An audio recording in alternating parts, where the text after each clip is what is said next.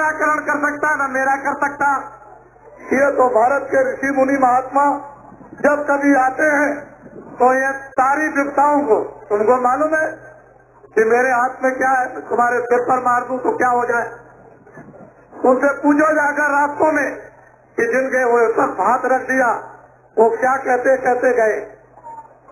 आपको क्या मालूम, परेशानी लेकर तकलीफ लेकर तुम आए हो। मैं एक तकलीफ तुम्हारी ठीक कर सकता हूँ, 2 तकलीफ ठीक कर सकता हूँ, 4 तकलीफ ठीक कर सकता हूँ। मेरे पास तो उसका मसाला है, मुझे तो उसका भगवान का हुक्म मिला है कि इनकी तकलीफों को सुनो, इनकी तकलीफों में शरीक हो, इनकी तकलीफों को दूर करो, इनको अपनी बात सुनाओ, इनको मेरी बात सुनाओ, इनको मानवता की बात सुनाओ, इनको अच्छे बुरे कर्मों का बोध कराओ, इनको बुराइयों से हटाओ, इनको अच्छाइयों पर चलाओ। इनसे कहो तुमको भोजन मिलेगा, इनसे कहो तुमको कपड़े मिलेंगे। और किसानों से ये कहो कि वो वक्त और जमाना आ जाएगा कि तुम अगर मेरी बात को मान लो तो गांव की नारियां भी गले में सोना पहनती हुई सब दिखाई। अरे सोने की बात तो छोड़ो, हीरा पहनते हुए दिखाई दे। कलयुग जाएगा, सतयुग आएगा, तुमने दीवारों को पढ़ा होगा। क्या तुमने कोई हंसी बात समझी थी? अभी कलयुग गया नहीं, न सतयुग आया। लेकिन अगर राम विश्वामित्र और वशिष्ठ उनको जटा और झूठ भेद बदलकर उनको तपस्या के लिए न भेज देते तो रावण तो विश्वामित्र यहाँ से भी मरवा देते। वो दुर्वासा जो है महाभारत बैठ करके करा देते, लेकिन इतिहास नहीं बनता, ये चितार्थ नहीं होता।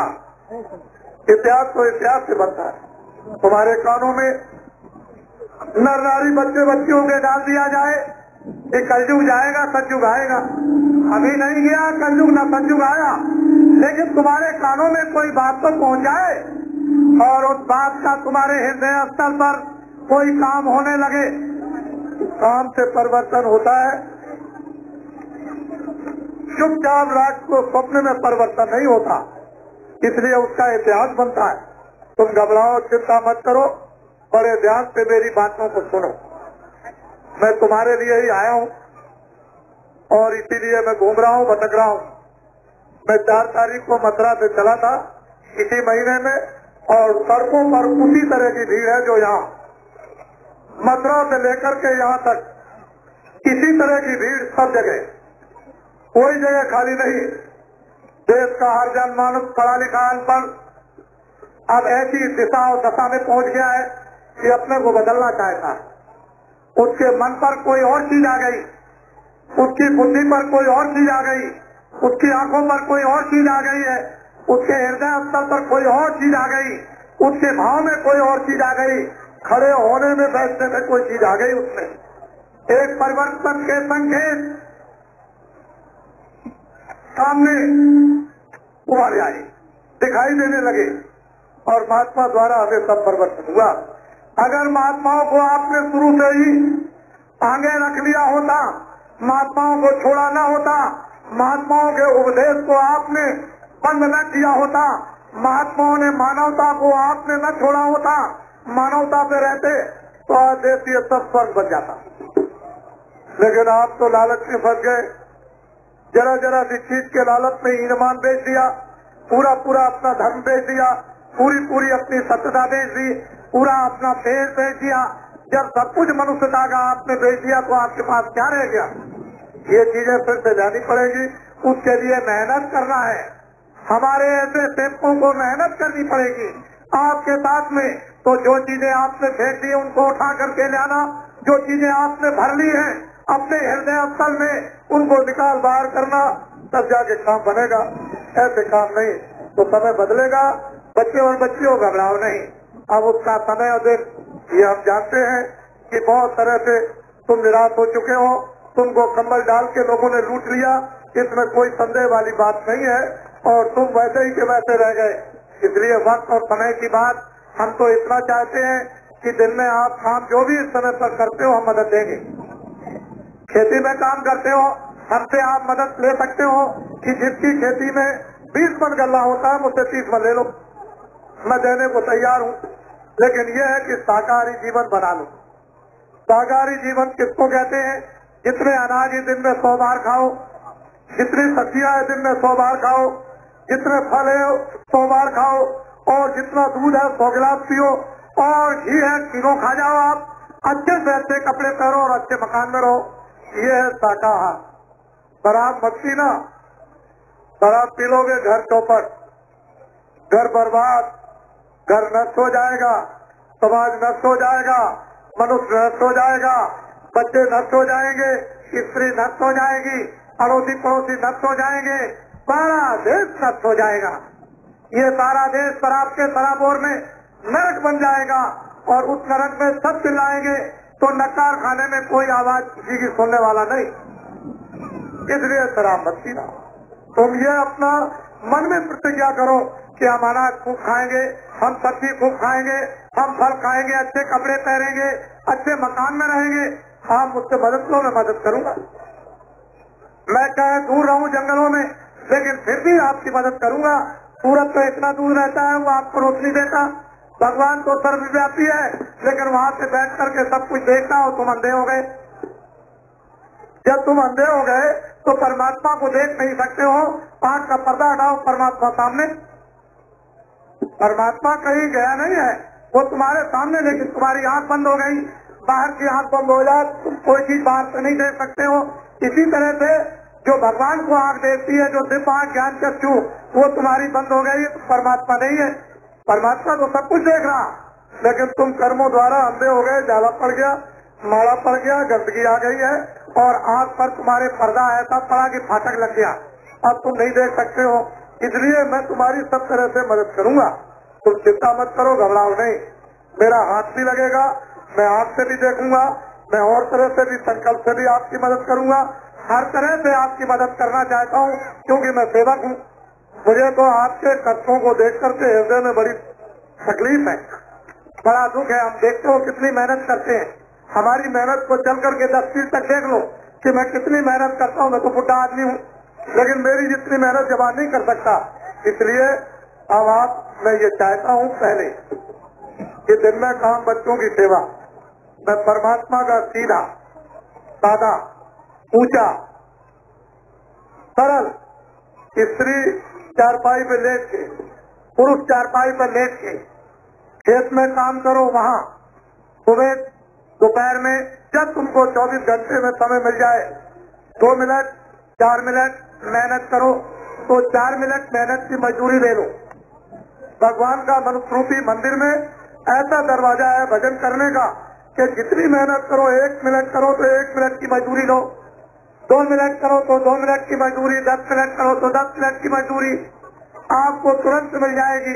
ऐसा सरल, ऐसा ऊंचा, ऐसा सीधा, ऐसा आसान भगवान का मनुष्य रूपी मंदिर में भजन, जिस भजन के द्वारा आत्मा शुद्ध पवित्र हो जाए और जाग जाए, और यहीं से बैठ करके मरने के पहले स्वर्ग में, मरने के पहले वैकुंठ में, मरने के पहले ब्रह्मलोक में पहुंच जाए।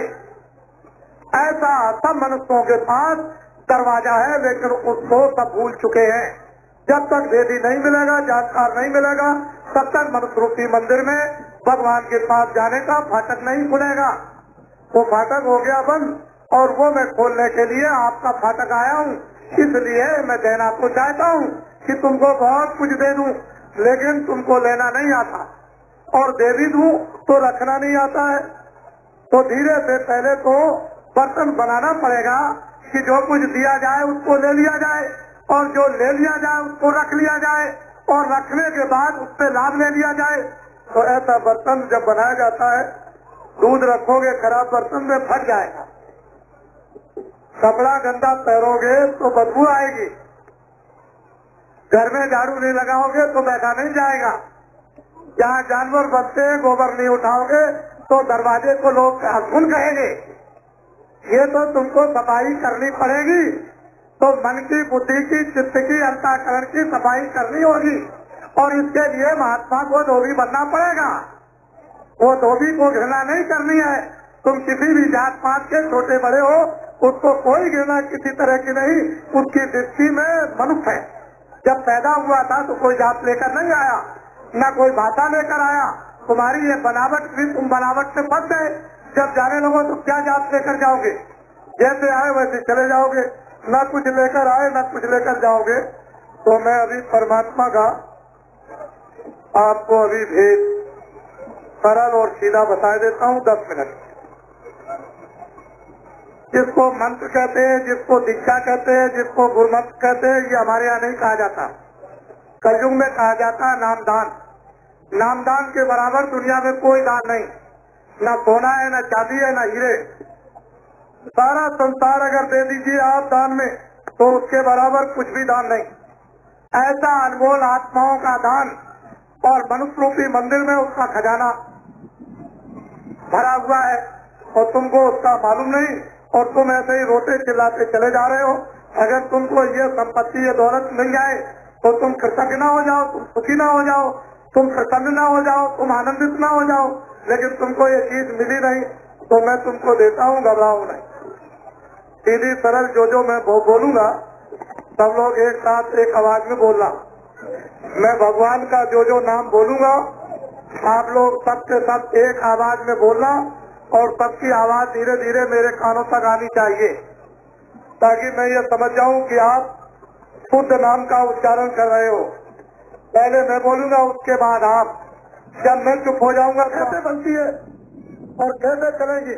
लोग अगर आकर के पूछे तो मैं देश के लोगों को रास्ता बता दूं, सारे देश के प्राणी सकुशल हो जाए, सारे देश के प्राणी संपन्न हो जाए, सारे देश के प्राणी भरपूर हो जाए।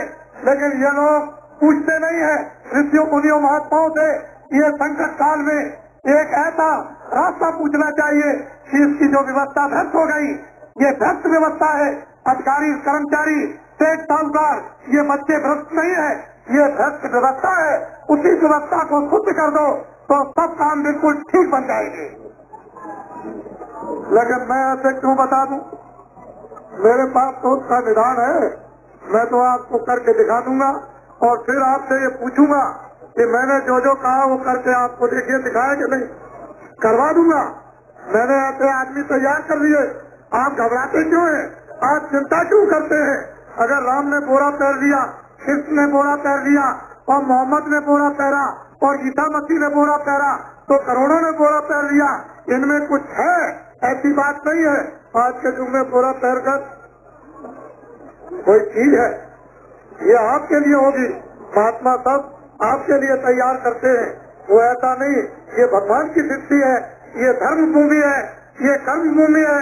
जब यहाँ कर्म बिगड़ेंगे और धर्म नष्ट हो जाएगा तो परम पिता परमात्मा किसी न किसी को भेजेगा।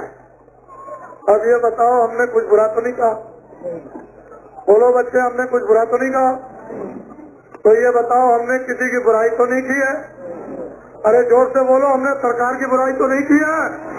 तो मैंने सेठ, साहूकार, अधिकारियों की बुराई तो नहीं की? तो ये बताओ, मैंने बच्चों और किसानों की कोई बुराई तो नहीं की है? अब आप, मैं रात्रि को यही रहूंगा। आप किसी जगह खड़ा रहेगा, सुबह प्रस्थान करेगा। आप में से कोई समझदार व्यक्ति हो तो एक सब मिल तक मेरे साथ आगे चल करके कल देख ले। रास्ते की भीड़ों को मेरे साथ चल करके 10 मिनट तक वो देख लें कि रास्ते सड़कों पर जनता कैसे आती है, तो आपकी समझ में आ जाएगा कि सारे संसार का माहौल, सारे संसार इंसानों और मनुष्यों के भाव, मनुष्यों की कांक्षा और इच्छा, ये सारे देश में फैल गए। हम तो स्वयं मेहनत करते हैं, हम किसी पर आधारित नहीं है। हम अपनी मेहनत पर विश्वास रखते हैं और अपने भगवान पर। इसीलिए हम आपसे कहते हैं कि आप हमारी बात को मान लो। अगर मान लिया आपने तो एक ऐसे युग में परिवर्तित हो जाओगे, ऐसे युग में प्रवेश हो जाओगे कि आपने कभी ऐसी कल्पना स्वप्न में भी नहीं की थी। और नहीं तो वो कष्ट आएगा, वो तकलीफ आएगी कि सारी दुनिया के लोग ऐसे खड़े होकर के रोएंगे। लेकिन मैं तो समय पर भी आपकी मदद करूंगा। मैं तो आपको अपना समझता हूँ। मैंने ये सब समझा है कि आप मेरे नहीं हो। मुझे कोई रास्ते नहीं है बताने कि किसी से भी कोई भेदभाव इन्होंने रखा। कोई बच्चा, कोई स्त्री, कोई पुरुष पढ़ा लिखा हो, अनपढ़ हो, वो ये देखे इस चीज को कि कोई भेदभाव किसी तरह का सपने में भी, कोई भावना में भी है। मैं तो आपको अपना समझता हूँ, आप मुझे नहीं समझ पाते हो। इन हाथों में क्या है आपको मालूम नहीं, इसमें क्या चीज रखी आपको पता नहीं।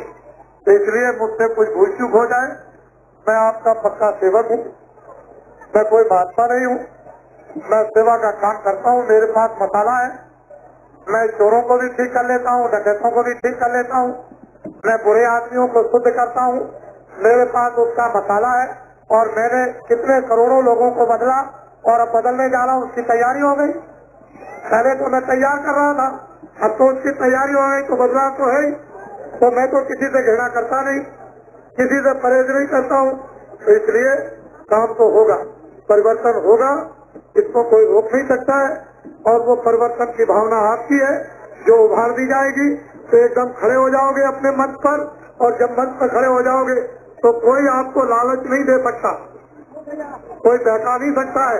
अभी तो आपने अपनी बुद्धि को, अपने मनुष्य शरीर की क्रियाओं को आपने बेच लिया, लेकिन फिर बुद्धि को कोई खरीद नहीं सकता और ना आप लालच में आ सकते हो, क्योंकि आपको लोक का और परलोक का अलौकिक धन, लोक का और परलोक का अलौकिक धन मिलेगा, फिर आप क्यों लालच में आएंगे। अच्छा बोलो, जय गुरुदेव, जय गुरुदेव, जय गुरुदेव। कल का कार्यक्रम हमारा रास्ते का सोनपुर में इसी तरह का पड़ाव कल पड़ेगा, और सोनपुर में 17 तारीख को भी पड़ाव पड़ेगा। एक दिन विश्राम का है। इसी तरह के कार्यक्रम रास्ते में करता हुआ और ऐसा ही कार्यक्रम जनसमुदाय के सामने सोनपुर में कल है शाम को 3 बजे ये शुरू होगा और फिर वहीं पर पड़ाव पड़ जाएगा और 17 तारीख को वहीं रहेगा। उसके बाद ये 10,000 किलोमीटर की यात्रा है, 10 प्रांतों की 90 दिन की, 90 दिन बराबर इसी तरह से, और 10 प्रांतों की और 10,000 किलोमीटर की यात्रा है। ये छोटा काम नहीं है। जिस तरह से बहनें अपने भाई को राखी बांधती है, ऐसे ही संकल्प जब सिद्ध किया जाता है, जब पका लिया जाता है, तो इसी तरह से संकल्प का एक धागा तैयार करके और फिर कर लिया जाता है, फिर आपको बांधा जाएगा। वो संकल्प का धागा है, ये चारों तरफ से बन जाएगा, फिर आप देखिएगा। बोलो जय गुरुदेव, जय गुरुदेव। खड़े हो जाओ, खड़े हो जाओ, सब लोग मेरी तरफ देखो, सब लोग खड़े हो जाओ, अपने हाथ को ऊपर करो, हाथ नीचे करो। बोलो जो जितने टैक्स है तेल के, डीजल के, खाद के जितने बढ़े हैं, क्या तुम चाहते हो कि लगे रहे? इनको खत्म कर दिया जाए? तो जरा हाथ तो उठाओ। ये देखो अधिकारीगण दिल्ली में लिख दीजिए, ये लोग चाहते हैं कि ये खत्म जो बढ़ा है टैक्स इस जनता पर, किसानों पर, इसी पर बोझा ये तिल मिला गए, इसको खत्म कर दिया जाए। और नया जब कभी भी वो सदन चले तो नए बजट में कोई किसानों पर नया करना लगाया जाए, ना लगाया जाए। देखिए इधर, इनको हाथ नीचे कर लो, ये बहुत बड़ी चीज है। दिल्ली के लोगों सुन लो इस बात को, ये जनता कह रही है, इससे पूछिए। और जब कभी टैक्स लगाओ तो जनता से पूछो उससे। जब जनता 50% से ऊपर कहे कि हम नहीं, टैक्स नहीं लगना चाहिए, तो 2% के कहने में टैक्स मत लगाइए। ये मैं भी प्रार्थना करूंगा और जनता की तरफ से भी प्रार्थना करूंगा, और जनता खुद स्वयं कह रही है कि टैक्स न लगे और आगे न लगाए जाए। और मैंने जो वचन दिया है कि हिंदुस्तान के संपूर्ण किसानों का 35 साल का खेती संबंधी सभी कर्जा माफ करा दिया जाएगा। आप घबराए नहीं, हमारी बात को तो मानिए। हम करा के, माफ करा के, और फिर आपसे पूछ लेंगे, बोलो हमने जो प्रतिज्ञा की थी वो पूरी, आएगा कहाँ से? वो तो हम जानते हैं कहाँ से आएगा, लेकिन हम ये क्यों बताएं कि कहाँ से आएगा? ये हम आपको क्यों बता दें? वो तो हम जानते हैं, हम करा देंगे। हम तुमको वचन देते हैं फिर क्या बात, ये टाट तैरने वाले आपके पास मेरी बातों को लेकर आएंगे, इनकी बातों पर पूरा विश्वास करना कि ये बाबा जी के भेजे हुए हैं जो हमारे पास तक आए। इनकी बातों को ध्यान से आप सुनना और ये समझना कि बाबा जी ने ऐसे आदमियों को हमारे पास अपनी बातें पहुंचाने के लिए भेजा है। मैं सब आदमियों से तो ऐसे नहीं मिल सकूंगा गाँव गाँव, लेकिन आपके द्वारा तो अपना संदेशा पहुंचा ही दूंगा। तो आप क्यों घबराते हैं? मैं आपकी तो अगर मेरी बात और जनता की बात को न माना तो मैं भगवान के दरबार में इन सब की तरफ से ऐसी दरखास्त दूंगा कि मेरी दरखास्त भी हुई कभी मंजूर ना मंजूर नहीं होती है, वो आपके लिए मंजूर हो जाएगी। और फिर मैं आपको बता दूंगा कि देखो ये क्या हो गया। मैं सब काम करूंगा, मैं कोई आंदोलन नहीं करता न कराता, न कोई हड़ताल करता न कराता, न कोई तोड़फोड़ करता न कराता और न किसी की बुराई करता हूँ। मैं तो मानव मात्र के लिए ये सब काम करना चाहता हूँ और वही रास्ता जब निकलेगा तभी समृद्ध तुम बनोगे। बोलो जय गुरुदेव, जय गुरुदेव, जय गुरुदेव, जय गुरुदेव।